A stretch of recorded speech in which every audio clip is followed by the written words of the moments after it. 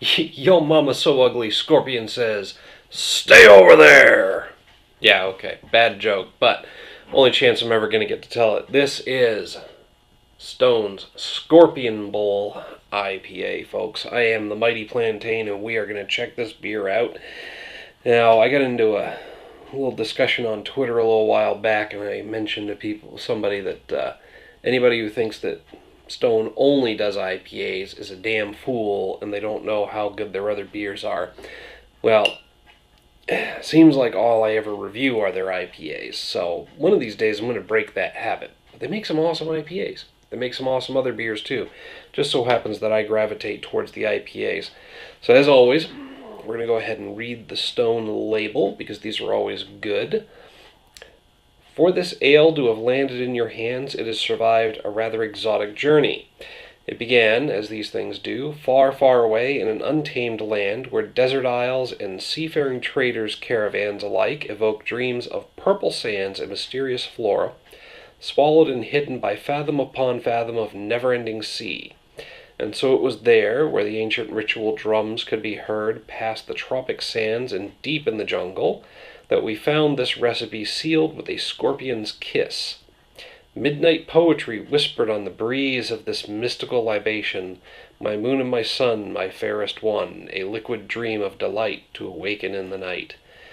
It is also warned, however, that betwixt the ripples of the Scorpion Bowl, mingled midway on the waves, one can hear the wailing of a lamenting lover, lost the ancestral voices, measureless to mankind, and here you stand seeking kismet, answering love's command.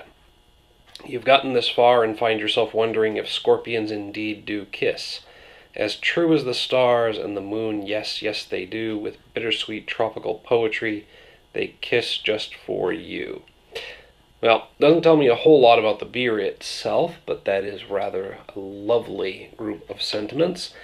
And somehow I get the feeling that there's some famous poem or work of literature that's being referenced there, and I'm completely missing the point. But either way, it's an IPA from Stone, and it's called Scorpion Bowl, which, even without the poetic label, would get my attention. Scorpion bowls being a thing of beauty. In any restaurant that they're served in, nothing more impressive than sitting there with a giant bowl full of booze and drinking it all by yourself. Yes. My buddy Boosh and EM Destroyer, you've seen them in some videos. We have put many a college student to shame in our favorite local Chinese restaurant before it closed. Rest in peace, Jade Island. This one's for you. It's almost an orangish color. Highly effervescent, lots of bubbles coming up. Wasn't too hard to put a good head on that, but if you look at the color of the beer, it's orangish, but I guess I would call it a bronze copper combo. It's got a nice glow about it. It is slightly hazy, but very effervescent.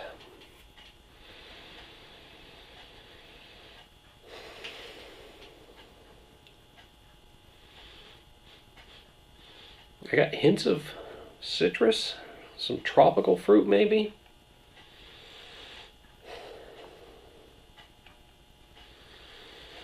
And an underlying dankness, like a damp, earthy, just organic aroma. Yes, I know, organic describes pretty much any of the hop character that you'll pick up on from a beer. But like this organic, earthy soil. Very interesting.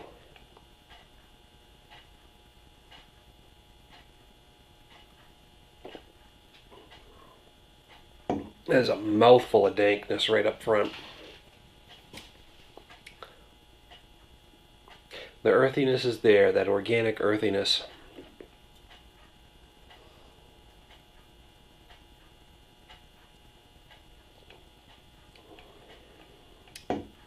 as you swallow, there's a little bit of sweet, tropical, fruity, citrusy flavor.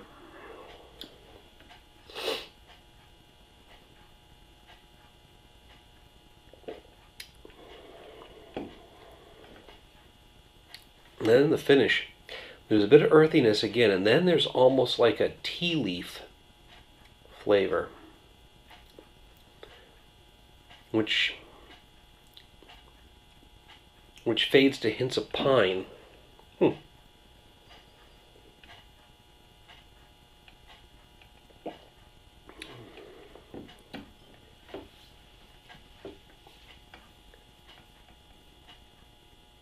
There's possibly some slight undertones of floral notes there too. It's got a nice solid malt backbone. I'm not getting any particular impressions off of that, pardon, other than a little bit of a bready, slight bready flavor. But definitely a nice medium mouthfeel. Smooth, remarkably smooth and easy to drink.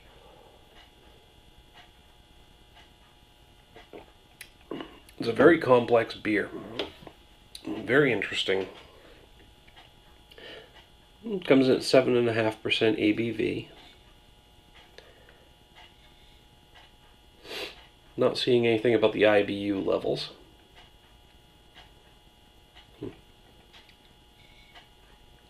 It's just really well put together.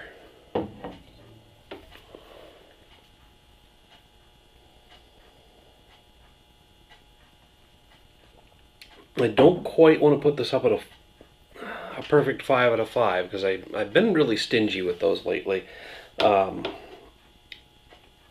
there's nothing in particular about it that's blowing me away, but I do want to pop it up above a 4 out of 5. So I think I'm going to go with a 4.5 out of 5. It's like just on the edge of wowing me. It would just need something different, unique, or mind-blowing to make it stand out. But it's as close to a perfect beer as it can get without having that wow factor. So,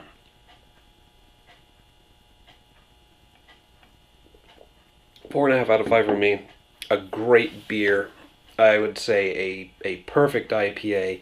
It's just missing the wow factor that would push it up to that perfect 5 out of 5 for me. But that's just what I have to say about it. Hit me up down below in the email link or the comments. Love to discuss the beer with you, hear what you have to say, whether you agree or disagree. I want to get your thoughts on it. While you're down there, don't forget to like and share, and make sure to subscribe. Liking, sharing, and subscribing gets me more attention from other people and from YouTube, which, let's be honest, is the whole point of this thing for me. Hey, maybe someday I'll make a few bucks off of it again. But yeah, like, share, subscribe. Let me know what you think about the beer. Till next time, folks, thanks for tuning in. Cheers.